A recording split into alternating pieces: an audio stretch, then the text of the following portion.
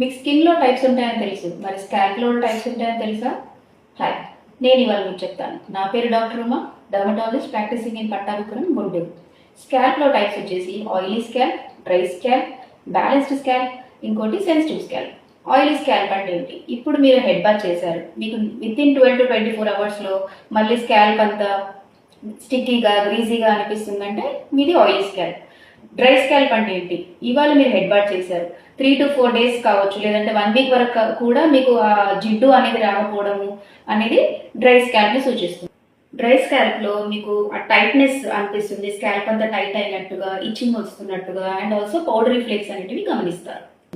Normal scalp or balance scalp అంటే ఏంటి? మీకు ఈ ప్రాబ్లమ్స్ ఏం లేకుండా ఇవాళ హెడ్ బాత్ చేస్తే 2 to 3 days తర్వాత మళ్ళీ ఆయిలీనెస్ కానీ స్టిక్కీనెస్ ఆర్ గ్రీజీనెస్ రావడాన్ని బ్యాలెన్స్డ్ స్కాల్ప్ అంటారు.